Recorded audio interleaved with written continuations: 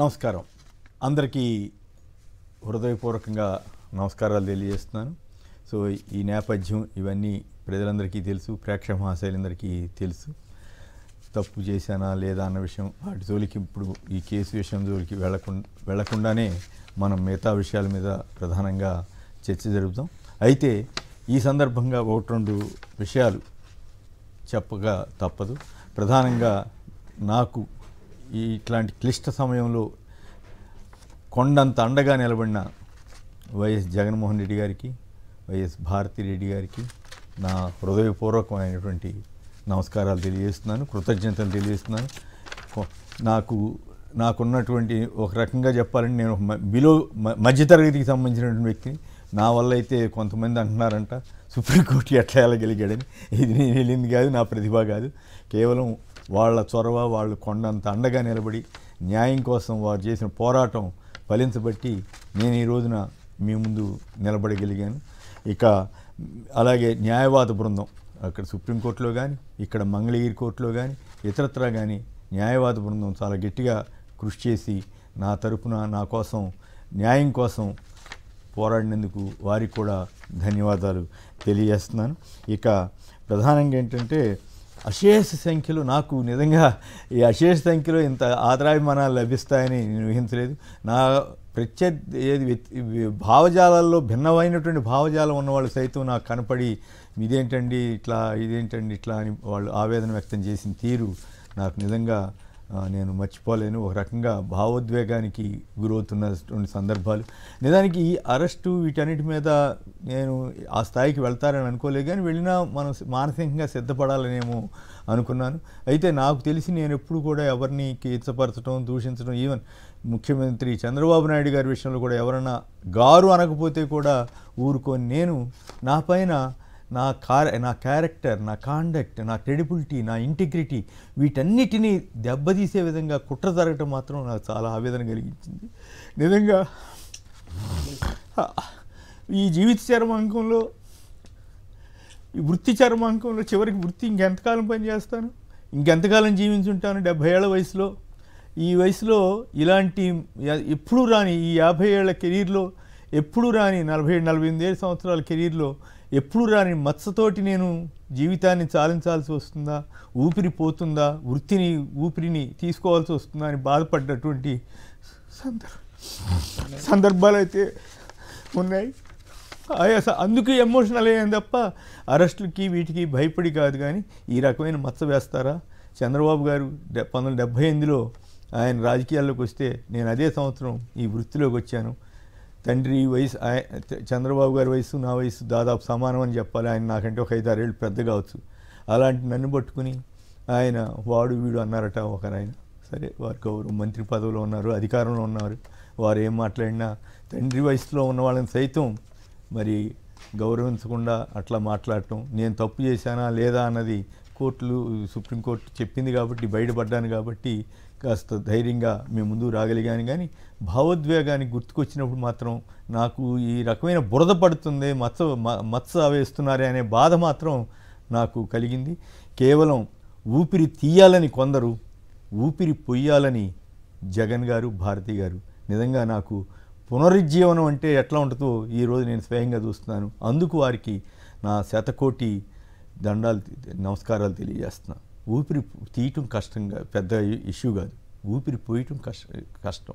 అలాంటి ఊపిరి పోసి నాకు మళ్ళీ ఈ అవకాశం ఇట్లా పైగా ఆశ్చర్యం నాకు ఈ ఆ జైల్లో ఉన్నంతకాలం నాకు వార్తా విశేషాలు వీటి గురించి పెద్దగా తెలిసేది. కానీ కేఎస్ఆర్ లైవ్ షో నేను లేనప్పుడు కూడా అదే బ్రాండ్తో కొనసాగించడం అంటే నా పట్ల ఎంత గౌరవాభిమానాలు చూపించారు. వారికి నేను ఏ రకంగా కృతజ్ఞతని తెలుపుకోగలను నాకు అర్థం కాదు. కానీ ఆ స్థాయిలో దాన్ని వారు ఆ గౌరవాన్ని ఇచ్చినందుకు మరీ ధన్యవాదాలు. క్యారెక్టర్, కాండక్ట్, క్రెడిబిలిటీని దెబ్బతీయటం ద్వారా దానికి వ్యతిరేకంగా కుట్ర చేయటం మాత్రం చాలా బాధాకరం అని అనిపించింది. సో ఈ పరిస్థితుల్లో నేను మళ్ళీ మీ ముందుకు రావటానికి చాలామంది అభిమానంగా మాట్లాడుతున్నారు, కొంతమంది వ్యతిరేకంగా ఉంటారు. అయితే ఆ వ్యతిరేకుల్లో కూడా అంత కసి, అంత ద్వేషం, అంత ఇది పెరిగేలాగా మరి నేనే తప్పు చేశానో తెలియదు కానీ మిత్రులు కొందరు, నాతోటి కలిసి పనిచేసిన సహచరులే కొందరు నాకు వ్యతిరేకంగా వార్తలు రాయటం, జరిగిన పరిణామాలు రాయటాన్ని మనం ఎవరూ ఆక్షేపించక్కర్లేదు కానీ బట్ నా గురించి బాగా తెలిసి నాతో సన్నిహితంగా ఉన్నవాళ్ళు కొన్ని పత్రికల్లో ప్రముఖ స్థానాల్లో ఉండి వాళ్ళు కూడా ఈ రకంగా అభ్యంతరకరమైన వ్యాఖ్యలు చేస్తూ నా మీద ఈ రకంగా రాశారంటే మాత్రం ఇదే నా స్నేహం, ఇదే నా సాన్నిహిత్యం. ఒకప్పుడు నా గురించి తెలిసిన వాళ్ళు కూడా ఇట్లా చేస్తారని మాత్రం కొంచెం బాధపడ్డాను. బట్ అలా నన్ను విమర్శించడం తప్పు కాదు, నేను ఎప్పుడు నా మీద విమర్శ చేయొద్దని చెప్పను, కానీ లేని వాటిని అబద్ధాలను సృష్టించకూడదు సమాజంలో. అది మీడియా అనేది చాలా పవిత్రంగా ఉండవలసిన అవసరం ఎంతో ఉందని నమ్మిన వాళ్ళలో నేను కూడా ఒకడిని. పొరపాట్లు జరగవచ్చు, తప్పులు జరగచ్చు, కానీ పనిగట్టుకుని అబద్ధాలు సృష్టించకూడదు, ఆ అబద్ధాలని కథలు అల్లకూడదు, ఆ కథలు అల్లిన తర్వాత ఎవరో ఒకళ్ళకి ఆపాదించకూడదు, ఆపాదించి అమాయకులను రెచ్చగొట్టి లేని ఆందోళనలు సృష్టించకూడదు. కానీ దురదృష్టవశాత్తు సమాజం ఎటువైపోతుంది, ఎవరికి వారు ఆత్మపరిశీలన చేసుకోవాల్సింది తప్ప నేను ఎవరిని నిందించటం లేదు, నేను ఎవరిని దాని మీద తప్పు పట్టడం లేదు. సో దీంతో నేను ఈ కేసు జోలికి వెళ్లకుండా నా మనోవేదన మాత్రం చెప్పడానికి అవకాశాన్ని వాడుకున్నాను. సో అందరికీ మరొక్కసారి ధన్యవాదాలు తెలియజేస్తూ, ఇక ఈరోజు మన చర్చలో పాల్గొంటున్నవారు శ్రీ విజయబాబు గారు, ప్రముఖ విశ్లేషకులు, ప్రముఖ న్యాయవాది, రైట్ టు ఇన్ఫర్మేషన్ మాజీ కమిషనర్, అలాగే తెలుగు భాషా సంఘం మాజీ అధ్యక్షులు శ్రీ కారుమూరి వెంకటరెడ్డి గారు, వైఎస్ఆర్ కాంగ్రెస్ పార్టీ అధికార ప్రతినిధి. ఇక ముందుగా విజయబాబు గారు, ఈ పరిణామాల మీద నేనేమన్నా అభ్యంతరకరంగా మాట్లాడి ఉంటే మీరు దాని మీద నాకు సలహా ఇవ్వచ్చు. నిజానికి ఈ పరిణామం మీద కేసు జోలికి వెళ్లకుండా, అంటే నిజానికి కేసు గురించి వాళ్ళు ఏమీ కండిషన్స్ ఏం పెట్టలేదు కానీ పరువు నష్టం కలిగించే వ్యాఖ్యలు ఏవో చేయొద్దని అన్నట్టున్నారు. అయినప్పుడు కూడా కేసు జోలికి వెళ్లకుండా మనం ఈ వారం రోజులు జరిగిన పరిణామాల మీద సంక్షిప్తంగా మీ వ్యాఖ్య చెప్పండి దయచేసి. అయితే ముందుగానే ఈ గతంలో ఎప్పుడూ జరగలేదు నిజంగా ఈ డిస్క్లైమర్ ఇవ్వటం, ఈ వ్యాఖ్యలు చేసేదానికి సాక్షి యాజమాన్యానికి కానీ షో కండక్ట్ చేసే వాళ్ళకి కానీ బాధ్యత లేదు అని ఇవ్వాల్సిన పరిస్థితి వస్తే నేను అనుకోలేదు. ఎందుకంటే గతంలో గత 25-30 ఏళ్లలో తెలంగాణ ఉద్యమం టైంలో నా దగ్గర ఇద్దరు ఒక అతని మీద దాడి చేశాడు, కొట్టుకున్నారు. నేను ఆపాను, అది వేరే విషయం, ఆపడానికి ప్రయత్నం చేశాను, కానీ ఈ లోపు జరగాల్సింది జరిగింది. కానీ అప్పుడు ఎవరు కేసులు పెట్టాలన్న ఆలోచనే రాలేదు. అట్లాగే ఇంకా ఆ విషయాల్లోకి వెళ్ళొద్దు కానీ బట్ ఆ పరిస్థితి, ఆ పరిణామాల నుంచి ఇప్పుడు ఈ పరిణామం ప్రజాస్వామ్యం, సమాజం ఎటువైపు వెళుతోంది అనే బాధ అయితే కలుగుతుంది కదా. ఈ ఓవరాల్గా ఈ వారం రోజుల పరిణామాలు వీటన్నిటికి మీకు సంబంధించి మీ సంక్షిప్తమైనటువంటి వ్యాఖ్య without referring the case. Without referring case అంటే ముందుగా మీకు అభినందనలు అండి. అదే రకంగా ముందు మీకు అక్షరాభినందనలు తెలియజేశాక నేను సబ్జెక్ట్లోకి వెళ్తా. ఆ వయసు 70 కావచ్చు, కానీ ఆ ధైర్యం 100 ఏళ్ళది. ఆ వయసు 70 కావచ్చు, కానీ ఆ గళం నిత్య చైతన్యం. కాలానికి గేలం వెయ్యాలన్నా, కలాన్ని కట్టడి చేయాలన్నా, కలం యోధుడి గొంతు నొక్కేయాలన్నా సముద్ర గర్జనకు ఎదురెళ్లడమే. కాలం నిమిషమైతే కలం గళం చరిత్ర అవుతుంది. కాలం క్యాలెండర్ కావచ్చేమో, కానీ కలాన్ని కవ్విస్తే అలెగ్జాండర్ అవుతుంది. నిజం పుట్టింది జర్నలిజం నుంచే. ఇజాలలోని నిజాల లోగుట్టు వెలికి తీసేదే జర్నలిజం. గుండె చప్పుడుతో మాట్లాడే కఠోర సత్యాలు కొన్ని గుండెల్లో రైళ్లు పరిగెత్తిస్తాయి, నిశ్శబ్ద తోటాల్లా దూసుకెడతాయి. ఆ వయసు 70 కావచ్చు, కానీ ధైర్యం 100 ఏళ్ళది. ఆ వయసు 70 కావచ్చు, కానీ ఆ గళం నిత్య చైతన్యం. ఆ అరెస్టులో ఉన్నది అభియోగం కాదు, భయం. ప్రశ్నను బంధిస్తే ఉదయిస్తాయి విప్లవాలు, గాలిని బంధిస్తే ఉబికి వస్తాయి కల్లోలాలు. ఏ కత్తితో చీల్చలేనిది, ఏ నిప్పుతో కాల్చలేనిది జర్నలిజం. సిసలైన జర్నలిస్టుకి ఒళ్ళంతా గుండె. ఏ బేల కాలికి ముళ్ళు గుచ్చుకున్నా అది పచ్చి నెత్తుర ఎరుస్తుంది. తన బలిమికి ఎదురు లేదంటూ మిడిసిపడే చీకట్లకు సన్నని మెరిపే గుణపాఠం. అక్రమ అరెస్టుతో కొమ్మినేని విడుదలే నిరంకుశ ప్రభుత్వకు సమాధానం. ఇది మీరిందులో ఫీల్ అవ్వాల్సినటువంటి పనిగానే లేదు. మరొక్కసారి జర్నలిజం అంటే నిరంకుశ పోకడల ముందు స్వాతంత్రోద్యమానికి అక్షరాయుధాలు అందించినటువంటి తెలుగు జర్నలిజం యొక్క గొప్పతనం ఎంతది అనేటువంటిది సాక్షాత్తు భారత అత్యున్నత న్యాయస్థానమే మరొక్కసారి మీ ప్రతీకగా రుజువు చేసింది. అది జర్నలిజం యొక్క గొప్పతనం.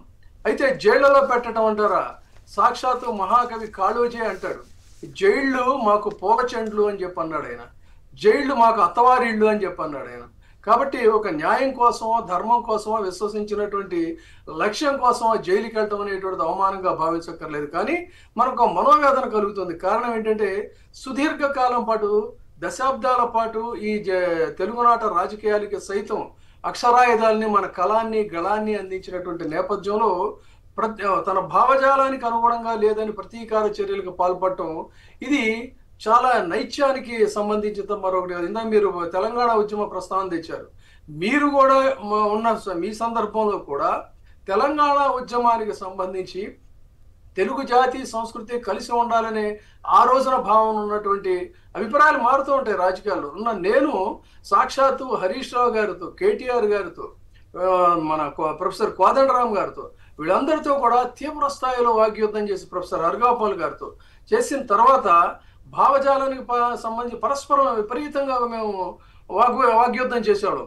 ఆ తర్వాత మీ సమక్షంలోనే నవ్వుకుంటూ అన్నా అన్నా అనుకుంటూ టీ తాగినటువంటి సందర్భాలు అనేకం ఉన్నాయి. అంటే రాజకీయాల్లో భావజాలం వైరుధ్యాలు అనేటువంటివి ఉంటాయి కానీ ఆ భావజాలాన్ని వ్యతిరేకించేటువంటి వాళ్ళు మనుషుల్ని తుదముట్టించాలి, వాళ్ళు నాశనం చేయాలని కోరుకోవడం అనేది భారతదేశ రాజకీయాల్లో చాలా దురదృష్టకరమైనది. ముఖ్యంగా జర్నలిస్టుల మీద పగబట్టడం అనేది. మీరు చెప్పారు ఏముందండి, ఇప్పుడు వాళ్ళు రాజకీయాలను నమ్ముకున్నారు, మనం జర్నలిజాన్ని నమ్ముకున్నాం. జర్నలిజంలో మనం సాధించేది ఏముంది? కొన్ని డిఫర్ అయినప్పుడు వాళ్ళతో తిట్లు, కొంతమందితో ప్రశంసలు.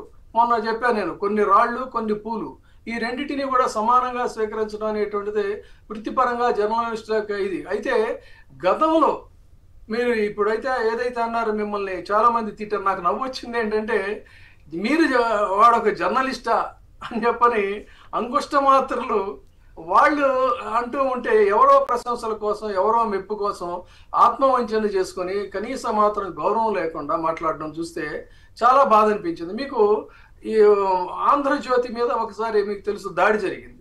దాడి జరిగితే నేను పనిచేసే మేనేజ్మెంట్కి ఆ మేనేజ్మెంట్కి ఇద్దరికి వైరుధ్యాలు ఉన్నాయి. అయినా కూడా నేనేమన్నానంటే, జర్నలిస్టులుగా మేమంతా ఒక కుటుంబం, సో ఒక ఎడిటర్గా నేనైతే వెళ్ళి పరామర్శిస్తాను, సారీ మీరు ఏమనుకోద్దని చెప్పని వెళ్ళి ఆ రోజున నేను ఎడిటర్కినో వాళ్ళకి సంఘీభావం తెలిపాం. నేను కూడా వెళ్ళానండి. నేను కూడా వెళ్ళాను అప్పుడు చెంచల్గూడ జైలుకి శ్రీనివాస్ గారిని పరామర్శ చేయడానికి. మనం కూడా మేము మీ అరెస్ట్ సందర్భంగా కూడా ఆనాటి ఇప్పుడు మన ఎడిటర్లు అందరం కూర్చున్నామండి. నిజానికి మాలో కూడా భిన్నాభిప్రాయాలు ఉన్నాయి.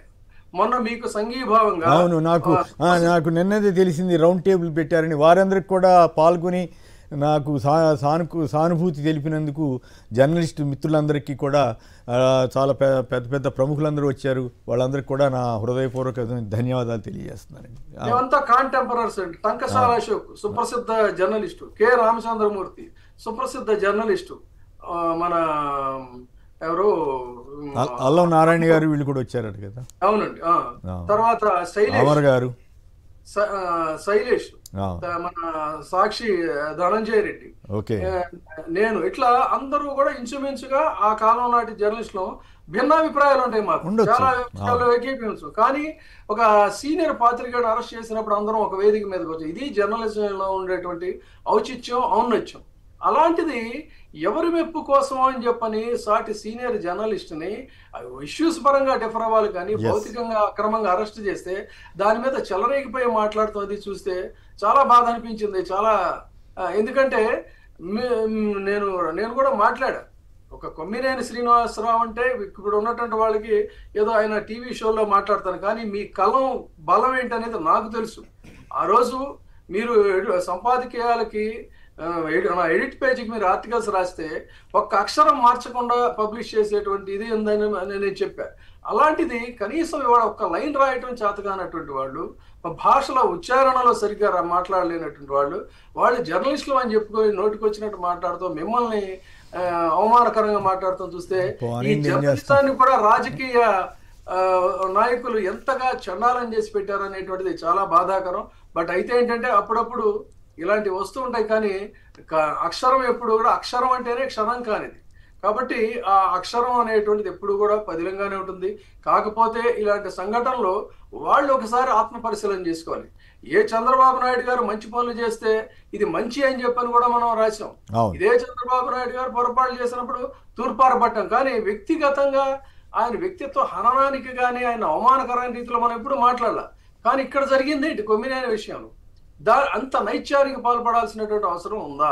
సో ఏది ఏమైనప్పటికీ కూడా జస్టిస్ ప్రివైల్డ్ అని ఎప్పుడు కూడా భారత దేశంలో ప్రజాస్వామ్యానికి ఫండమెంటల్ రైట్స్ కి ముప్పు కలిగినప్పుడు అత్యున్నత న్యాయస్థానం ఎప్పుడు సిద్ధంగా ఉంటుందని. ఇంకొక విషయం అండి, చాలా మంది ఏంటంటే హైకోర్టుకి వెళ్ళకుండా సుప్రీంకోర్టుకి ఎందుకు వెళ్ళారని చెప్పని, అంటే ఏదైనా విషయాన్ని ఇప్పుడు మనమైనా మాట్లాడేటప్పుడు రాసేటప్పుడు కొంత పరిశోధించి తెలుసుకొని మాట్లాడతాం, పాండిత్యం అక్కర్లా. అలాంటిది ఒక ఫండమెంటల్ రైట్స్ కి భంగం కలిగింది. ఫండమెంటల్ రైట్స్ కి భంగం కలిగినప్పుడు ఆర్టికల్ 25 ప్రకారంగా any time anywhere in India directly also supreme court can intervene to uphold the fundamental rights అండి. ఆ రకంగానే మీ విషయంలో కూడా తక్షణం విడుదల చేయాలి అని చెప్పినటువంటి కారణం ఏంటంటే ప్రాథమిక హక్కులకు భంగకరం ఇది. ఆ విధంగా చెప్పింది. ఆ విషయాన్ని కూడా తెలియకుండా ఈయన హైకోర్టుకి ఎందుకు వెళ్ళలేదు, సుప్రీంకోర్టుకి ఎందుకు వెళ్ళాలని వక్ర భాషలు చెప్తారు. ఇంకొక హాస్యాస్పదమైనటువంటి అంశం చెప్తా. జగన్మోహన్ రెడ్డి గారు ఇంగ్లీష్ మీడియం చదువులు కావాలి మహాప్రభు, పిల్లలకి ఇంగ్లీష్ కావాలి, తెలుగుతో పాటు తెలుగు ఇంగ్లీషు అని ఆయన ఎందుకు మొత్తుకున్నారంటే దానికి మళ్ళీ మీ కేసుకి సంబంధించి ఒక ఎగ్జాంపుల్ చెప్తాను. ఒకసారి గతంలో కూడా నేను మీకు ఇదే డిబేట్లు చెప్పానమ్మా. మనకు సుప్రసిద్ధ నవలా రచయిత సిడ్నీ షెల్డన్ అని ఉన్నాడు ఆయన. ఆ సిడ్నీ షెల్డన్ మనకి తెలుగునాట ఎద్దనపూడి సులోచనారాణి, మాదిరెడ్డి సులోచనారాణి, వాసిరెడ్డి సీత ఇలాంటి నవలా రచయితల కాలం తర్వాత సడన్ గా మేల్ రైటర్స్ పుట్టుకొచ్చారు ఫిక్షన్ వరల్డ్ లో. వీళ్ళంతా ఏం చేసేవాళ్ళు అంటే ఇంగ్లీష్ లో మార్కెట్ లో పుస్తకం రిలీజ్ అయిన వెంటనే దాన్ని ట్రాన్స్లేట్ చేసి తెలుగులో నవలలు రాసేవాళ్ళు. అట్లా ఇఫ్ టుమారో కమ్స్ అనేటువంటి ఒక సుప్రసిద్ధ నవల, సిడ్నీ షెల్డన్ నవల చాలా పాపులర్. దాన్ని ఎండమూరి వీరేంద్రనాథ్ గారి దగ్గర నుంచి తీసుకుంటే, మల్లాది వెంకటకృష్ణమూర్తి దగ్గర నుంచి తీసుకుంటే చాలా మంది వాళ్ళ స్థాయిలో వాళ్ళు దాన్ని రాస్తూ వచ్చారు. ఇట్లా నలుగురు ఐదుగురు రాస్తుంటే నేను ఒక సుప్రసిద్ధ రచయితను అడిగా, ఏమంటే ఎంతమంది రాస్తారు ఒకే నవల అంటే ఆయన జోక్ వేసాడు. This is applicable to your case also. ఆయన అన్నదంటే ఏమంటే ఏమైందండి, మన వాళ్ళకి ఇంగ్లీషు ఒక్కొక్కరికి ఒక్కో రకంగా అర్థం అవుతుంది కాబట్టి వాళ్ళ ప్రెజెంటేషన్ వాళ్ళు చేస్తారు, ఇంగ్లీషు వాళ్ళకి అర్థం కాదు కదా పాపం అని ఒక సెటైర్ వేశాడు. ఆ రకంగా మీ కేసులో టీవీ డిబేట్స్ పెట్టకూడదంట, కోర్టు చాలా డైరెక్ట్ గా ఆర్డర్స్ ఇచ్చింది, ఇక ముందు కేఎస్ఆర్ మాట్లాడకూడదు అని చాలా డైరెక్ట్ లైవ్ లోకి వచ్చి బాధ్యతాయుతమైన పదవుల్లో ఉన్న వాళ్ళు కూడా మాట్లాడుతుంటే ఓహో కోర్టు ఆర్డర్స్ వీళ్ళకి ఇంత బాగా ఇంత చక్కగా అర్థమయ్యాయి అనమాట అని చెప్పని అనిపించి వాళ్ళ పట్ల జారిపడాల్సినటువంటి పరిస్థితి. అందుకని ఏది ఏమైనా కూడా ఇవాళ మరొక్కసారి ఈ ఆంధ్రప్రదేశ్ ప్రభుత్వం పునరాలోచించుకోవాలి. ఎందుకంటే పదే పదే చెప్పేది ఏంటంటే మీరు ప్రత్యర్థుల్ని మీరు నిర్వీర్యులు చేయండి, కానీ నిర్మూలించాలనుకోవటం రాక్షసానందం. ఇవాళ విజయబాబు ఉండొచ్చు పోవచ్చు, కొమ్మినేని ఉండొచ్చు పోవచ్చు, కానీ చరిత్రలో ఒక మచ్చ ఆంధ్రప్రదేశ్ రాజకీయాలను రెఫర్ చేసినప్పుడు ఆ కాలంలో ఈ జర్నలిస్టుల పట్ల ఇంత దాష్టీకం చేసింది ప్రభుత్వం ఫలానా వాళ్ళని చరిత్రలో మీరు మిగిలిపోతారు. మనకేముంటుందండి చిన్న చరిత్ర మనకుంటే, కానీ మీకు ఒక చరిత్ర మాయన మచ్చగా మిగిలిపోతుంది. అందుకని మీ ప్రత్యర్థుల పట్ల రాక్షసానందం మీకు పొందితే వేరే చెప్పలేను, కానీ ఒకటి మాత్రం ఏంటంటే మీకు నచ్చనటువంటి విషయాల పట్ల, నచ్చని అంశాల పట్ల వాళ్ళని నచ్చే విధంగాను, ప్రజల్ని మెప్పించే విధంగాను మీరు పనిచేయాలి. కానీ నోరెత్తడానికి వీలు లేదు అని చెప్పని అనుకొని ఈ రకంగా నోళ్లు నొక్కేయాలి అని చెప్పని అనుకుంటే జైళ్ళు నోళ్లు తెరుచుకున్నా పర్వాలేదు అనేటువంటి స్థితికి ఈ రోజున వచ్చారండి. ఏది సాక్షాత్తు అనేక మంది వచ్చారు. అందుకని రచయితల్ని, పండితుల్ని, జర్నలిస్టుల్ని, రాజకీయ నాయకుల్ని, మేధావుల్ని, ఐపీఎస్ ఆఫీసర్లని, ఐఏఎస్ ఆఫీసర్ని ఇలా ఎంతమందిని పెడతారండి? ఆ రోజు స్వాతంత్రోద్యమంలో కూడా వాళ్ళు గౌరవించేవాళ్ళు అండి, గౌరవప్రదంగానే చూసేవాళ్ళు. అరెస్ట్ చేస్తే కూడా చాలా బాగా మాట్లాడగలరు. ఇంకా మనం మిగతాంశాల్లో కూడా సందర్భానుసారంగా ఒక 2 నిమిషాలు మాట్లాడకుండా ఉంటే బాగోదనే ఉద్దేశంతో నేను ప్రస్తావన తీసుకురావాల్సి వచ్చింది. ఆవేదనతో చెప్తున్నటువంటి మాటలు అండి. This is a hard time to review themselves. Or if not also మీరు చెప్పిన దాంట్లో ఒక గొప్ప వాక్యం ఏంటంటే నిర్వీర్యం చేయండి కానీ నిర్మూలించొద్దు అని చెప్పిన వాక్యం చాలా గొప్పది. నిర్వీర్యం చేయడం అంటే తమ వాదనా పటిమతోటి, తమ చేతలతోటి, అంటే ఏదో పోలీసు రాజ్యంగా కాకుండా ఇతరత్ర కాకుండా తాము మేము చేసేది నిజం, నికార్స్, ప్రజలంతా మెచ్చుకునే విధంగా చేస్తే అప్పుడు ఎదుటి వాళ్ళు నిర్వీర్యం అవుతారు. అలా కాకుండా నిర్మూలించాలి, జైలులో పడేసేయాలి అనే ధోరణి ప్రజాస్వామ్యానికి అంత మంచిది కాదు. సరే, మీడియా స్వేచ్ఛ సంగతి ఎట్లా ఉన్నా ప్రజాస్వామ్యానికి కూడా అది విఘాతం కలిగిస్తుంది. విజయబాబు గారు చాలా బాగా మాట్లాడారు. అయితే ఈ సందర్భంలో నేను మరొక విషయం కూడా చెప్పాలి. నా షోని నేను లేనప్పుడు కూడా నిర్వహించిన ఈశ్వర్ మిత్రుడికి, అలాగే సంపాదక సిబ్బంది యాదగిరి రెడ్డి గారు, ఇస్మాయిల్ గారు, రాఘవేంద్ర, ఒకరేమిటి మన గుంటూరు అశోక్, వీళ్ళందరూ కూడా నైతికంగా నాకు ఎంతో మద్దతు ఇచ్చారు. ఒక పక్క యాజమాన్యం మద్దతు, ఇంకో పక్క యాజమాన్యం అండగా నిలబడటం, వీళ్ళంతా నైతికంగా మద్దతు ఇవ్వటం, ఇవన్నీ కూడా నాకు చాలా ధైర్యాన్ని ఇచ్చాయి, మనోధైర్యాన్ని ఇచ్చాయి. సరే, బురద మురికి వేయడానికి జరిగిన ప్రయత్నాలు కొంత ఆవేదన కలిగిన ఓవరాల్గా నా పట్ల అత్యధికంగా సానుభూతి, సానుకూలత ఉన్నందుకు అందరికీ మరొకసారి ధన్యవాదాలు తెలుపుతున్నాను. వెంకటరెడ్డి గారు సంక్షిప్తంగా కేసు జోలికి వెళ్లకుండా మాట్లాడారు. అంటే ఒకటి కేసు జోలికి ఏం కాదు కానీ సార్, మీ అరెస్ట్ ద్వారా 2 లాభాలు పొందాలని చంద్రబాబు నాయుడు గారు ప్రయత్నించారు. ఒకటి ఏంటంటే 50 సంవత్సరాల జర్నలిజం ఉన్నటువంటి కొమ్మినేని శ్రీనివాసరావు గారిని అరెస్ట్ చేశామంటే మిగిలిన ఎవరైనా కూడా జర్నలిస్టులు ఇంకా నోరెత్తి మాట్లాడటానికి డేర్ చేయరు కదా. సో ఆయన్నే మేము జైలుకు పంపామంటే ఇంక మిగిలిన ఎవరు మాట్లాడగలుగుతారు. సో దాని ద్వారా మిగిలిన వాళ్ళందరూ గొంతు నొక్కాలనేటువంటి ప్రయత్నం ఒకటి. మేజర్గా మీతో పాటు సాక్షి అనేది వాళ్ళ టార్గెట్. సో సాక్షి అనేది ఇప్పటి నుంచి కాదు సార్, ఏదైతే సాక్షి పత్రిక పెట్టినప్పటి నుంచే ఏదైతే ఆ దినపత్రికలు ఏదైతే ఉన్నాయో ఆ మేజర్గా ఈనాడుకి టార్గెట్ సాక్షి. సో ఈనాడు అంటే చంద్రబాబు నాయుడు గారు సొంత పత్రిక కింద లెక్క. సో సాక్షిని ఏదో విధంగా నిర్మూలించాలి. అందుకని మీకు వాళ్ళ పార్లమెంటరీ పార్టీ నేత లావు శ్రీకృష్ణదేవరాయలతో జాతీయ మానవ హక్కుల కమిషన్కి, జాతీయ మహిళా కమిషన్కి, ప్రెస్ కౌన్సిల్ ఆఫ్ ఇండియాకి ఫిర్యాదు చేశారు సాక్షిని మూసేయాలని. సో వాళ్ళ టార్గెట్ మిమ్మల్ని ముందు పెట్టి సో మిమ్మల్ని ఏదో విధంగా అరెస్ట్ చేశారు. దాని తర్వాత సాక్షి పత్రిక ఉండకూడదు, సాక్షి టీవీ ఉండకూడదు అనేటటువంటి ఒక పెద్ద కుట్రకు వాళ్ళు వెళ్ళారు. కానీ నిజంగా సుప్రీంకోర్టు ఇచ్చినటువంటి తీర్పుని ఈరోజు జర్నలిజానికి ఊపిరి పోసిందని చెప్పాలి sir. Not only Kommineni Srinivasarao garu sir, మీరు ఒక మనిషి ఇక్కడ. కానీ సుప్రీంకోర్టు ఊపిరి పోసింది, నాకు పునరుజ్జీవనం కల్పించిన ఘనత అయితే జగన్ గారికి, భారతీయ గారికి.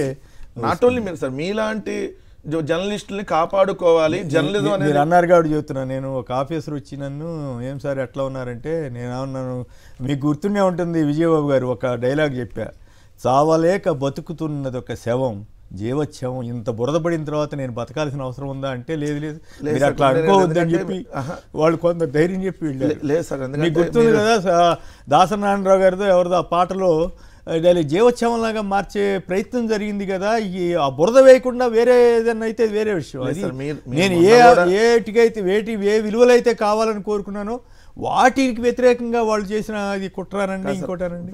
విలువలు, ఆ విశ్వసనీయత మీకు ఉన్నది కాబట్టి యాజమాన్యం కూడా మీకు అంత మద్దతు తెలిపి, ఇంకొక యాజమాన్యం అయితే అంత దాన్ని వేసుకొని ఇంత రకాలుగా బురద జల్లారు మన మీద, వద్దులే అని అనుకుంటారు. కానీ మీరంటే యాజమాన్యానికి ఆ గౌరవం ఉంది, భారతమ్మ గారికి కానీ లేదంటే జగన్మోహన్ రెడ్డి గారికి కానీ మీ నిజాయితీ ఏంటో తెలుసు కాబట్టి సో మీరు ఎక్కడా కూడా మచ్చ లేకుండా ఇన్ని సంవత్సరాల జర్నల్లో మీ షోలు చూసి ముఖ్యమంత్రి గారే సార్ మేము అది కరెక్షన్ చేస్తున్నాం మళ్ళీ వేయండి అనేటటువంటి అంత గొప్ప స్థాయి మీకు ఉంది కాబట్టి సార్ ఈరోజు మీకు ఒక్కళ్ళకి ఊపిరి పోయలేదు సార్. జర్నలిజానికి ఊపిరి పోసింది ఈరోజు సాక్షి యాజమాన్యం అని చెప్పాలి, సుప్రీంకోర్టు దాకా వెళ్ళి. ఎందుకంటే అవతల రోజుకు 2 కోట్లు తీసుకునేటటువంటి లాయర్లు మీకు వ్యతిరేకంగా వాదించడానికి చంద్రబాబు నాయుడు గారు పెట్టారు. ఒకరు ముకుల్ రోహిత్కి, 2 సిద్ధార్థ్ లోత్రా. ఇందాక విజయబాబు గారు చెప్పినట్టుగా మీరు అసలు ఈ కేసును హైకోర్టుకి ఇచ్చేయండి అని అన్నారు వాళ్ళు.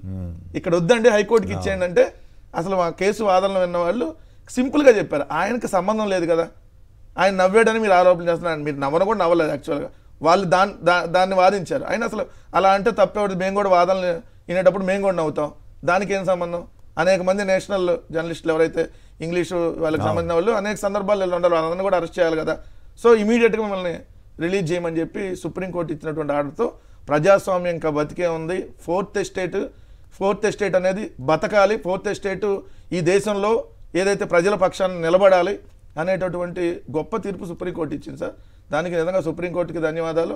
ఏదైతే మిమ్మల్ని సుప్రీంకోర్టు దాకా వెళ్ళి మీకు న్యాయం జరిగేటట్టుగా జర్నలిజానికి న్యాయం జరిగేటట్టుగా బొత్స గారు బుగ్గన గారు వచ్చినప్పుడు అన్నారు, ఈ కేసు భవిష్యత్తులో ఒక 2 దశాబ్దాల పాటు ఒక రిఫరెన్స్ కేసు 100% ల్యాండ్ మార్క్. ఎందుకంటే ఇప్పుడు మీకు సంబంధం లేనటువంటి దానికి అయినా కూడా మీరు క్షమాపణ చెప్పి నా షోలో జరిగింది కాబట్టి నేను క్షమాపణ చెబుతున్నా, దీనికి యాజమాన్యానికి ఎటువంటి సంబంధం లేదని మీరు చెప్పారు.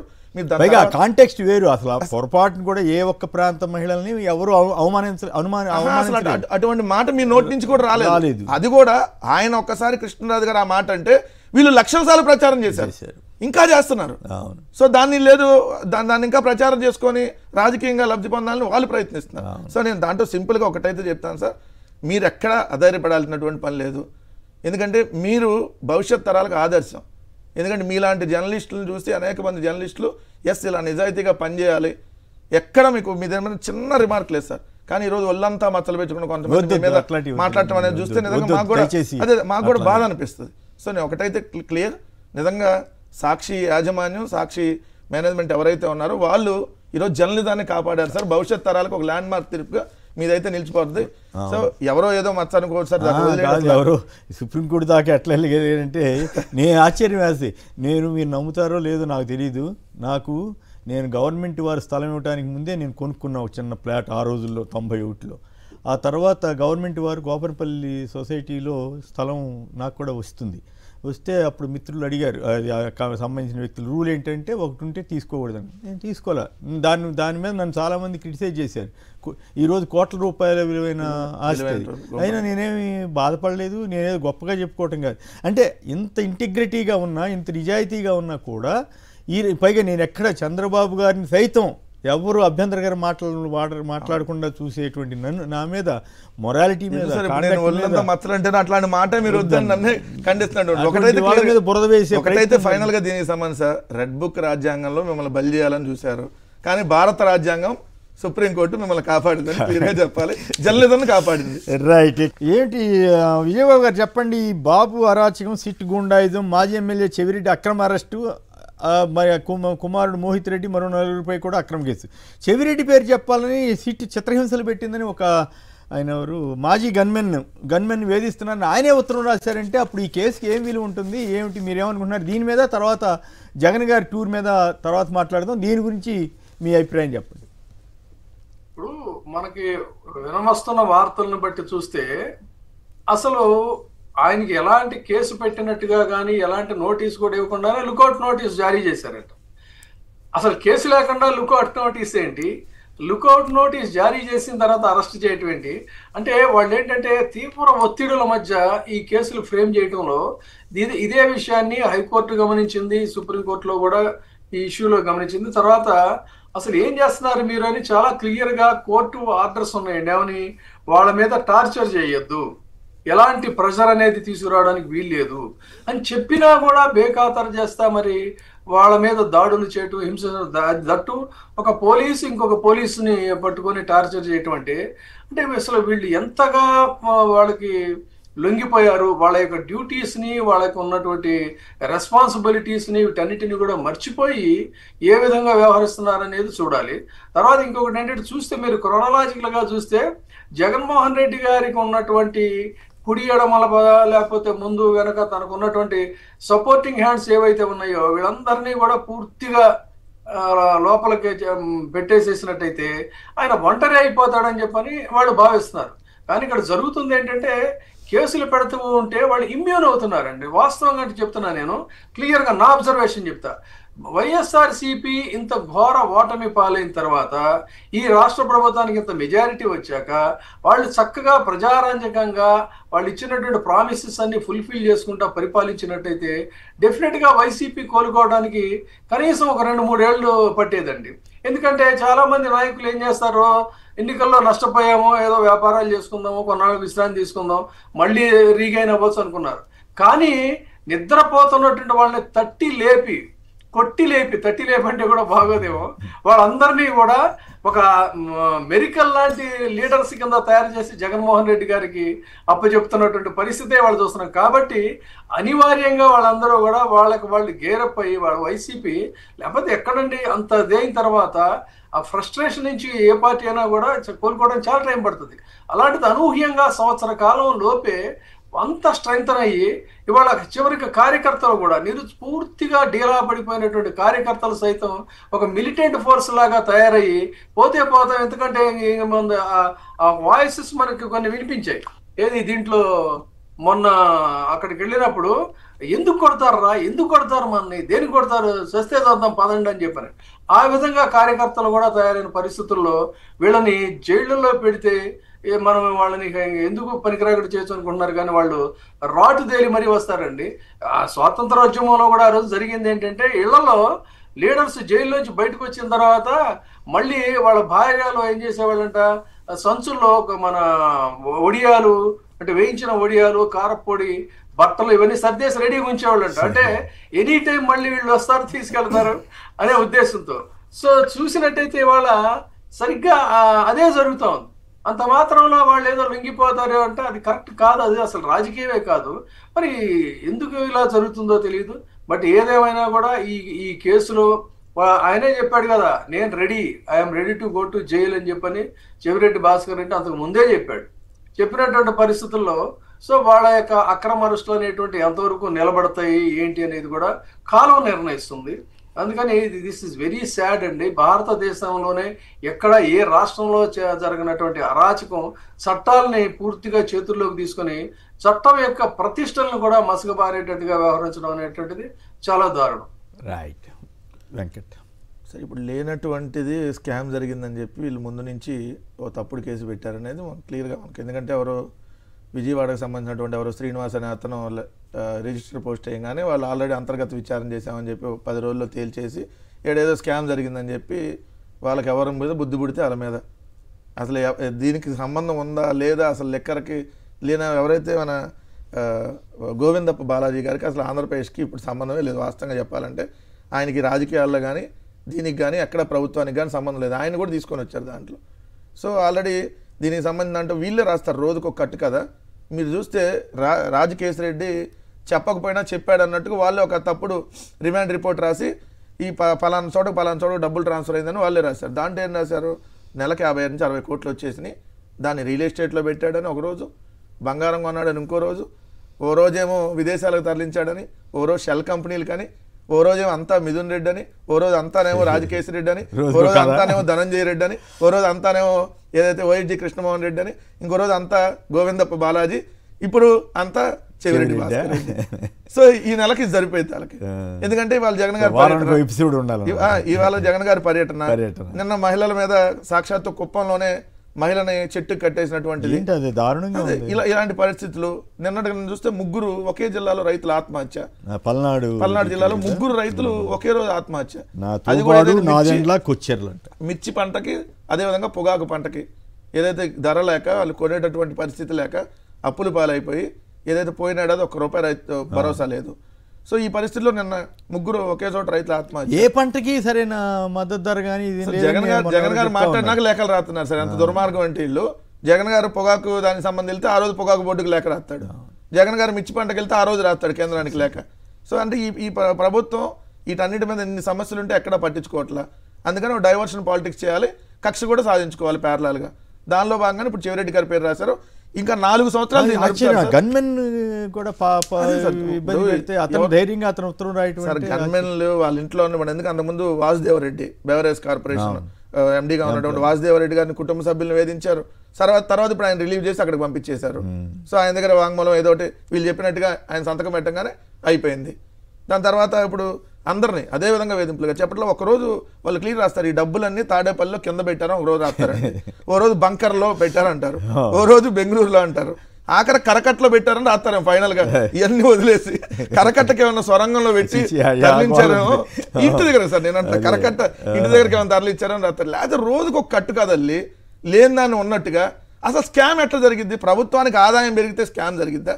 ప్రభుత్వ ఆదాయం కోల్పోతే కదా స్కామ్ జరిగేది. అది మీ హయాంలో జరిగింది, మళ్ళీ ఇప్పుడు కూడా మీ హయాంలో జరుగుతూ ఉంది.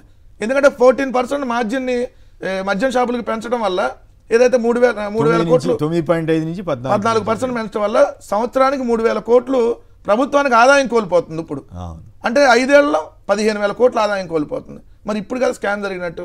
జగన్మోహన్ రెడ్డి గారు ఉన్నప్పుడు 106,000 కోట్ల ఆదాయం వచ్చింది 5 సంవత్సరాల్లో. మీ హయాం కంటే 36,000 కోట్ల అదనంగా ఆదాయం వచ్చింది. మరి ఎక్కడ స్కామ్ జరిగింది? సో రోజుకొక తప్పుడు వార్త రాయాలి, రోజుకొక కథ వెళ్ళాలి. వీళ్ళ కథలు మామూలుగా వెళ్ళరు సార్.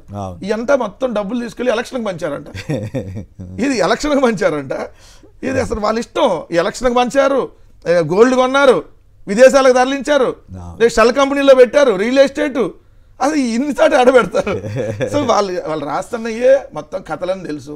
ఏదో ఒక విధంగా వైఎస్ఆర్ కాంగ్రెస్ పార్టీ నాయకుల్ని అనగదొక్కేయాలి. ఎందుకంటే వాళ్ళు ఎక్కడ బయట ఉండకూడదు. ఎందుకంటే జగన్మోహన్ రెడ్డి గారికి విపరీతమైన ప్రజాదరణ వస్తుంది ఏడాది కాలంలో. సో దాన్ని ఎలాగోలా అనదొక్కాలంటే కేసులు పెట్టి వేధించాలనేది వాళ్ళ టార్గెట్. దాంట్లో భాగంగా ఈరోజు చెవిరెడ్డి గారు రేపొద్దున ఇంకో వైఎస్ఆర్ కాంగ్రెస్ పార్టీ నాయకుడు ఇంకొకళ్ళు కూడా రేపొద్దున ఈ 4 సంవత్సరాల్లో మీరు చూడండి సార్, ప్రతిసారి ఏదైనా టాపిక్ డైవర్ట్ చేసేటప్పుడల్లా గబక్కని తీసుకొని వస్తారు. లేకపోతే చెవిరెడ్డి గారి పేరు అసలు మొన్నటిదాకా ఎక్కడ ఇలేం ప్రస్తావించలేదు కదా. నేను సడన్ గా లుక్అవుట్ నోటీసులు అంటే అసలు మీకు ఎంత దారుణం అంటే కొడాలి నాని గారికి పాస్పోర్ట్ లేదు, ఆయన కూడా లుక్అవుట్ నోటీసులు ఇచ్చారు. నిజంగా ఆయనకు పాస్పోర్ట్ లేదు, పాస్పోర్ట్ లేకపోతే ఆయన మీద అంతమంది కేసులు ఉన్నాయి, పాస్పోర్ట్ లేదు. సో ఆయన వెళ్ళిపోతాడని చెప్పి లుక్అవుట్ నోటీసులు ఇచ్చారు. సో ఎంత దుర్మార్గం, ఎంత దౌర్భాగ్యం అని వెళ్ళాలి. పాస్పోర్ట్ లేని వాళ్ళకి లుక్అవుట్ నోటీసులు ఎట్ట వెళ్తారండి, పాస్పోర్ట్ లేదు లుక్అవుట్ నోటీసులు. సో ఆయనకి ఇచ్చారు. ఇప్పుడు అట్టానే చెవిరెడ్డి గారు అంటే పారిపోతారంట. యాడికి పారిపోతారు? ఆయన ఏదైనా బిజినెస్ పనిలో ఇంకో చోట ఆడికి వెళ్తుంటే దాన్ని ఆయన పారిపోవడానికి వెళ్తున్నాడు అని చెప్పి వచ్చారు. పారిపోవడానికి వెళ్తానంటే మీకు చెప్పి రెడ్ హ్యాండెడ్కి వెళ్ళి ఎయిర్పోర్ట్లో ఎవరైనా దొరుకుతారని వెళ్ళాలంటే 1,00,000 మార్గాలు ఉండవు. సో ఇప్పుడు చెవిరెడ్డి భాస్కర్ రెడ్డి గారిని వాళ్ళ అబ్బాయి మోహిత్ రెడ్డి గారిని వీళ్ళందరినీ పెట్టారు, వాళ్ళ అబ్బాయిని కూడా పెట్టారు. అదే కేసులో వాళ్ళ అబ్బాయి గారిని. ఈయన A38, ఆయన A39. ఇంకా అసలు ఎంత దారుణమైన ఈ మధ్యకాలంలో ఈ 10 రోజులు చూడలేదు కానీ నిన్న అనుకోకుండా చూస్తే మోహిత్ రెడ్డి ఏదో ప్రెస్ కాన్ఫరెన్స్ పెడితే అతని జోలికి వెళ్ళరేమో అనుకుంటున్నాను నేను. A39 మోహిత్ రెడ్డి నాకు తెలియదు, ఇంకా మరి కొంతమందిని పెట్టారు. సో వాళ్ళు ఎంత దారుణం అంటే వాళ్ళ ఇష్టం ఎంతమందిని తీసుకెళ్తారు. సార్ జగన్ గారు పొదిలి వెళ్తే ఒక 100 మంది మీద కేసులు, రాప్తాడు వెళ్తే ఒక 100 మంది మీద. ఇప్పుడు చూడండి ఈ కేసులో ఎవరిని కావాలంటే వాళ్ళని వీళ్ళు ఇష్టం సార్. నవ్వినందుకు మీ మీద కేసు పెట్టారు. నాకేమో నవ్వుతో చక్కగా ఉండాలని అభిప్రాయం, బట్ సరే అదర్వైజ్ నవ్వు కూడా పర్మిషన్ అవసరమైన సంగతి మనకి తెలియదు. ఒక ఇది ఎంత పాపులర్ అయిందంటే ఆ రోజు ఎడిటర్స్ రౌండ్ టేబుల్ పెట్టిన తర్వాత చివరికి అంటే అసలు ఆ ప్రతిష్ట ఎలా తయారైందంటే వాళ్ళు నవ్వారు, రే నౌకరావై అరెస్ట్ చేస్తారు నిన్నని చెప్పి ఒక సీనియర్ సంపాదకుడు చేస్తారు. అంటే అదేదో ద్రౌపది నవ్వింది అని చెప్పి అన్నట్టుగా నవ్వితే కురుక్షేత్రం ఎంత వచ్చే పరిస్థితి. రైట్, కాలర్స్కి టైం లేదనుకున్నాం కానీ ఒక ఆయన ఎవరు ఎట్టి పరిస్థితులు మాట్లాడాలని అడుగుతున్నారని మా వాళ్ళు అన్నారు. పెద్దిరెడ్డి గారు కొండపి. పెద్దిరెడ్డి గారు నమస్కారం, మాట్లాడండి దయచేసి. కేసు జోలికి వెళ్ళమాకండి. ఏం లేదు సార్, గుడ్ మార్నింగ్ సార్. నమస్కారం, మాట్లాడండి. నేను మీరు ఎన్టీవీ ఉన్నప్పటి నుంచి మీ లైవ్ షో చూస్తూ ఉంటాను సార్, నేను పెద్ద ఫ్యాన్ మీకు. అయితే ఈ మధ్య కాలంలో ఈ 10 రోజుల నుంచి మీరు లేకపోయినా గానీ ఈ మీడియా ప్రపంచంలో సాక్షి ఇచ్చిన మీకు గౌరవం, ప్రజలు ఇచ్చిన గౌరవం ఏంటంటే సార్, మీరు లేకపోయినా గానీ మీ పేరు మార్చకుండా కేఎస్ఆర్ లేవని చెప్పి ఒక డిబేట్ రన్ చేశారు చూసారా, అదే మీకు పెద్ద గౌరవం, పెద్ద అవార్డు కింద లెక్క. అంత గౌరవం. మీ వాణి వేడి చర్చల వల్ల ఈ ప్రజానీకానికి అందరికి అర్థమైంది సార్. ఇప్పటికైనా గోడ పెట్టిన బంతిలాగా తిరిగి వచ్చి మళ్ళీ మీరు మీ వాణిని వినిపిస్తారని చెప్పి ప్రజలందరూ ఎదురు చూస్తున్నారు సార్.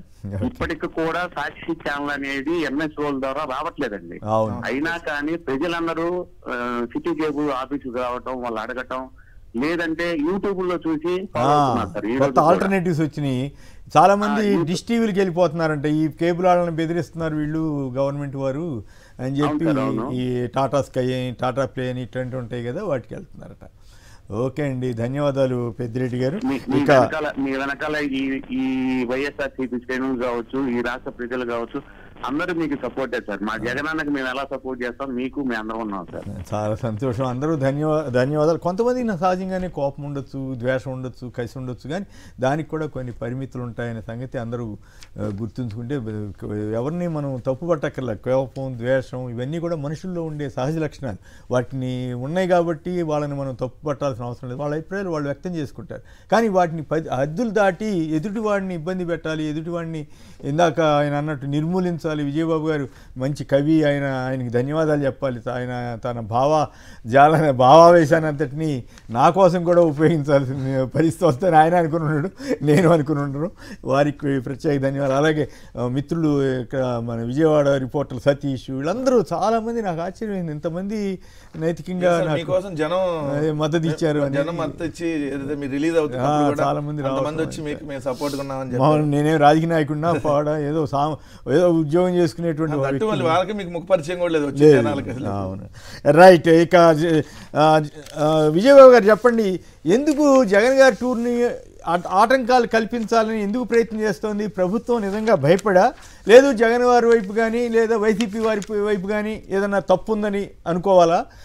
ఇట్లాంటి ఆంక్షలు గతంలో ఎప్పుడైనా పెట్టారా? ఏదన్నా చిన్న ఆంక్ష పెడితేనే ఆ రోజుల్లో ఇంకేముందని గందరగోళం చేసినటువంటి అప్పటి చంద్రబాబు నాయుడు గారు ఇప్పుడు ఆయన అధికారంలోకి వచ్చాక ఎందుకు ఇన్ని ఆంక్షలు పెట్టాల్సి వస్తోంది? నేను దీని మీద కూడా నిన్న ఒక చోట మాట్లాడానండి. ఒకటేంటంటే, ఒక ప్రజాస్వామ్యంలో మనకి సభలు పెట్టుకునేటువంటి హక్కు కానీ లేకపోతే జనాలను సమీకరించుకునే హక్కు కానీ ఇవన్నీ కూడా ఉన్నాయి. వీటికి పర్మిషన్స్ ఏమో అన్నప్పుడు సాక్షాత్తు ఆంధ్రప్రదేశ్ హైకోర్టు వారే, అంటే పోలీసులకు ఉండేటువంటి క్వాసీ జ్యుడిషియల్ పవర్స్ని, పోలీసులకు ఉండేటువంటి ఎగ్జిక్యూటివ్ పవర్స్ని రెండింటిని కూడా మిక్స్ చేసి మీరు this is nothing but abuse of power అని చెప్పని ఆంధ్రప్రదేశ్ హైకోర్టు ఒక రెఫరెన్స్ జడ్జిమెంట్ ఉందండి. చెప్పి తక్షణం ఆ సభలో పెట్టుకోవడానికి అనుమతి ఇవ్వండి అనేటువంటి ఒక ల్యాండ్ మార్క్ జడ్జిమెంట్ కూడా నేను ఒక చోట రిఫర్ చేశాను. ఆ విధంగా పవర్స్ ఉన్నాయి కదా అని సిఆర్పిసి సెక్షన్స్ అన్నిటినీ కూడా సహేతుకంగా మీరు ఉపయోగించాలి తప్ప మీరు ఇష్టారీతన ఆంక్షలు విధించకూడదు అని చెప్పని చాలా స్పష్టంగా చెప్పింది. పోలీసులు వాళ్ళు చెప్పేది ఏంటంటే, అక్కడ తర్వాత ఇంకోటి, ఆ రోడ్డు లేదు కాబట్టి మీరు రావడానికి వీల్లేదంటే మీకు గుర్తుండే ఉంటుంది, సరిగ్గా పవన్ కళ్యాణ్ గారి యొక్క సభ ఒక ఇరుకు సందుల్లో ఏర్పాటు చేస్తే ఆ రోజున డిబేట్స్లో వచ్చింది ఏంటంటే, court as per the court rules ప్రకారంగా, కోర్టు జడ్జిమెంట్స్ ప్రకారంగా, లీగల్ ప్రొవిజన్స్ ప్రకారంగా ఏంటంటే పెడస్ట్రియన్స్కి, సైక్లిస్టులకి, తర్వాత అంబులెన్స్కి ఇబ్బంది లేకుండా ఒక పర్టికులర్ స్పేస్ అనేది వదిలేసేసి మిగతా వైపు ర్యాలీలు జరుపుకోవచ్చు అనేటువంటి జడ్జిమెంట్ కూడా ఉందండి. సో అలాంటి పరిస్థితుల్లో అసలు రోడ్లే మీకు అనుమతించడం, ఈ రోడ్లు మా సొంతం అన్నట్టుగా చేయటం అనేది it is abuse of power, unruly అన్నమాట ఇది. అందుకని వీటన్నిటి మీద కూడా రేపు భవిష్యత్తులో ఇదే కనుక కొనసాగిస్తే మళ్ళీ దీని మీద కూడా కోర్టు వారు ఖచ్చితంగా ఒక సానుకూలమైనటువంటి తీర్పు ఇస్తారు. ఇక జగన్మోహన్ రెడ్డి గారిని జనం నుంచి దూరం చేయాలి అని చెప్పని అనుకుంటే ఆయన అది సాధ్యపడేటువంటి అంశం కాదు.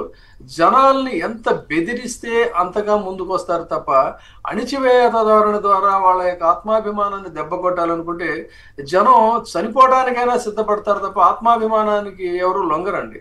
ఇది హ్యూమన్ సైకాలజీ, ఇది గుర్తుపెట్టుకోవాలి. అందుకని జనం నుంచి దూరం చేయాలి అనుకుంటే అది సాధ్యం కాదు. ఇదే గనక కంటిన్యూ అయితే మాత్రం ఇంకా మరింత పదింతల మంది జనం వచ్చినప్పుడు మీరు ఎన్ని కేసులు పెడతారు, ఎన్ని జైళ్లు నింపుతారు, ఎంతవరకు జనాలను కంట్రోల్ చేయగలుగుతారు చెప్పండి.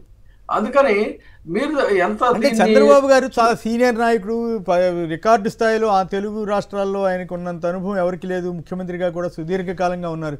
అలాంటి వ్యక్తి నుంచి ఇలాంటివి ఆశించవచ్చా? ఎందుకు ఇట్లా గతంలో ఈ రకంగా జరిగిన సందర్భాలు చాలా తక్కువ, ఆయన పాలన కానివ్వండి ఇంకెవరి పాలన కానీ, ఇట్లాంటివన్నీ మరి ఎందుకు ఆయనకు అప్రతిష్ట కాదా? ఆయన ఎందుకు ఈ విషయాలు అర్థం చేసుకోలేకపోతున్నారు? నేనైతే నిర్మోహాటంగా ఒక విషయం చెప్తున్నాను. ఏమనుకుంటున్నానంటే, అసదుద్దీన్ ఓవైసీ గారు ఒక వ్యాఖ్య చేశారు కర్నూలులో మీటింగ్ పెట్టి, ఇది చంద్రబాబు నాయుడు గారికి ఇది కరెక్ట్ కాదు, వాళ్ళ అబ్బాయి భవిష్యత్తుకి ఇది కరెక్ట్ కాదని ఆయన ఒక పాలిటీషియన్గా, అనుభవజ్ఞుడైనటువంటి పాలిటీషియన్గా ఆయన మాట్లాడాడు.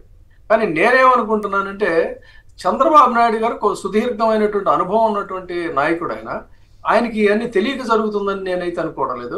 బహుశా ఆయన జస్ట్ ఫ్రంటల్లో ఆయన ఆ విధంగా వ్యవహరిస్తున్నాడు కానీ ఆయన సైతం మరి కంట్రోల్ చేయలేనటువంటి స్థితిలో ప్రభుత్వం అనేటువంటిది ఉందేమో, ప్రభుత్వ యంత్రాంగం కూడా అలా ఇదైందో, అందుకోసం అని చెప్పని ఆయన ఒక హెల్ప్లెస్ పొజిషన్లో ఉన్నారేమో అనుకున్నా తప్ప అదర్వైజ్ ఒక సీనియర్ మోస్ట్ లీడరు, పాలనా అనుభవం ఉన్నటువంటి వ్యక్తి ఇలాంటి నిర్ణయాలు తీసుకుంటారని నేను అనుకోవట్లేదు. ఒకవేళ వెంజెన్స్ పాలిటిక్స్లో అదే కనుక తీసుకున్నట్లయితే అది చాలా పొరపాటు అవుతుంది. దానికి భవిష్యత్తులో వాళ్ళే మూల్యం చెల్లించాల్సి ఉంటుంది. రైట్. వెంకటరెడ్డి జగన్మోహన్ రెడ్డి గారి పర్యటనని పర్మిషన్ తీసుకోవాలంటే ఫస్ట్ ఆశ్చర్యం కలిగింది సార్. అంటే ఇప్పుడు ఆయన వెళ్తుంది బహిరంగ సభ పెట్టడానికి కాదు, పర్మిషన్ తీసుకోవడానికి, ఏమన్నా పరామర్శించారు, వాళ్ళ కుటుంబాన్ని ఓదార్చడానికి వెళ్తున్నాడు. ఇలానే సోనియా గాంధీ గారు కూడా పర్మిషన్ తీసుకోవాలి, అందరిని ఒకే చోటకి పిలిచి నువ్వు వాళ్ళని ఓదార్చి మన ఆఫీస్కి గాంధీ భవన్కి పిలిచి, లేదంటే జిల్లాలో ఉన్నటువంటి ఆ పిసిసి ఆఫీసులకు పిలిచి చెప్పమంటేనే ఏమైందో కాంగ్రెస్ పార్టీ అది మర్చిపోతే చంద్రబాబు నాయుడు గారు ఆయనకు కూడా అదే కాంగ్రెస్ పార్టీకి ఆంధ్రప్రదేశ్లో పట్టినటువంటి పరిస్థితే తెలుగుదేశానికి కూడా పట్టిద్దన్న విషయం గుర్తుపెట్టుకోవాలి. ఓదార్పుకి పర్మిషన్ ఏందండి? జగన్ గారు ఏమైనా మీటింగ్ పెడుతున్నామో 1,00,000 మందితో అంటే పర్మిషన్ తీసుకుంటాం ఖచ్చితంగా. అవును. రెండోది మనం పర్మిషన్ తీసుకొని వెళ్ళాం ఎక్కడికి, పొదిలి వెళ్తాం. మరి పొదిలి వెళ్తుంటే పర్మిషన్ తీసుకొని వెళ్తే మరి తెలుగుదేశం వాళ్ళకి నిరసన తెలపడానికి ఎలా మీరు పర్మిషన్ ఇచ్చారు? నిరసన చెప్పారా? మీరు లేరు కాబట్టి ఇంట్రెస్టింగ్. మళ్ళీ మీ వ్యాఖ్యలు అనే మీ మీద దాని నిరసన కూడా ఎట్లా అంటే ఏది సాక్షి ఛానల్ కొమ్మినేని గారు ఆయన కృష్ణరాజు గారు చేశారని చెప్పి కొంతమంది మహిళల చేత అక్కడ పట్టుకొని నిరసన వ్యక్తం చేస్తున్నట్టుగా ఏదైతే ప్లకార్డులు పట్టుకొని వాళ్ళకి కూడా ఏంది, వాళ్ళు జగన్ గారిని చూస్తానికి వస్తే జగన్ గారు మమ్మల్ని ఉన్న ప్లకార్డులు ఇచ్చారు వాళ్ళకి డబ్బులు ఇచ్చి. సో వాళ్ళకి తెలియకుండా వాళ్ళు పట్టుకున్నారు. 60 years దాటిన ఎవరైతే ముసలి వాళ్ళందరిని పెట్టి కొంతమంది తెలుగుదేశం వాళ్ళని జెంట్స్ని పెట్టి రాళ్ళు వేపించారు. రాళ్ళు వేపించి మళ్ళీ వైఎస్ఆర్సీపీ కార్యకర్తల మీద ఉల్టా కేసులు పెట్టారు. పొగాకు రైతుల మీద కూడా కేసులు పెట్టి మళ్ళీ బూచేపల్లి శివప్రసాద్ రెడ్డి గారికి ఆల్రెడీ నోటీసులు ఇచ్చారు. సో అది ఒక పథకం ప్రకారం చంద్రబాబు నాయుడు గారు ఇప్పుడు పోలీసులు ఇవ్వకూడదు కదా, Z+ కేటగిరీ ఉన్న వ్యక్తి వస్తున్నప్పుడు ఆయన ఎవరైనా నిరసన తెలుపుతానికి వస్తావు అని వాళ్ళకి తెలిసినప్పుడు ఏం చేయాలి, వాళ్ళని హౌస్ అరెస్ట్ చేయాలి లేదా తీసుకెళ్లి పోలీస్ స్టేషన్లో కూర్చోబెట్టి సాయంత్రం మళ్ళీ వాళ్ళని వదిలేయాలి. ఇది ప్రొసీజర్. కానీ మీరు నిరసన తెలపడానికి ఎలా పర్మిషన్ ఇచ్చారు? దానిలో పోలీసులు కూడా దెబ్బలు తగినాయి. మరి రెడ్ బుక్ సపోర్ట్ చేస్తే ఆఖరికి మీకే దెబ్బలు తగులుతాయని తెలుగుదేశం వాళ్ళు మీకు నిరూపించినట్టు కదా. ఈ రోజు కూడా 100 మందితో వెళ్ళాలంట. జగన్మోహన్ రెడ్డి గారు 100 మందితో వెళ్ళాలంట, 3 కార్లు మాత్రమే వేసుకొని వెళ్ళాలంట. అంటే చంద్రబాబు నాయుడు గారు కూడా అట్టానే చెప్తారు రేపు నుంచి రూల్స్. మరి పవన్ కళ్యాణ్ గారు కూడా ఎక్కడికి వెళ్తున్నా మీరు 3 కార్లు వెళ్ళాలి, 100 మంది వెళ్ళాలి, 100 మంది కంటే 101 వాళ్ళు వస్తే వాళ్ళ మీద కేసులు పెడతాం. మరి అందరికీ ఒకటే రూల్ ఉండాలి కదా. సో జగన్మోహన్ రెడ్డి గారు అధికారంలో ఉన్నప్పుడు ఇప్పుడు అక్కడ ఎవరైతే సత్తెనపల్లి నియోజకవర్గంలో ఎవరైతే నాగమల్లేశ్వరరావు అనేటటువంటి ఒక ఉప సర్పంచ్ ఈ కూటమి ప్రభుత్వం రాగానే ఆ రిజల్ట్ వచ్చిన రోజు నుంచి అతని కుటుంబ సభ్యుల్ని వేధించడం, ఇతన్ని వేధించడం పోలీసులు అవన్నీ చేస్తున్నటువంటి సందర్భంలో అతను గడ్డి మందు తాగి ఏదైతే సూసైడ్ చేసుకొని చనిపోయాడు. సో వాళ్ళ ఫాదర్ కూడా వైఎస్ఆర్ కాంగ్రెస్ పార్టీ ఆయన పిఎస్సి అధ్యక్షుడిగా ఉన్నాడు అక్కడ. ఏదైతే వాళ్ళు తన విగ్రహం పెట్టుకున్నారు ఊళ్ళో. సరే అంత దారుణం అంటే అది ప్రస్తావించకూడదు. నారా లోకేష్ రెడ్ బుక్ రాజ్యాంగానికి నారా లోకేష్ సామాజిక వర్గం కూడా బలవుతుంది. ఇప్పుడు ఆ నాగమల్లేశ్వరం అతను అదే సామాజిక వర్గం.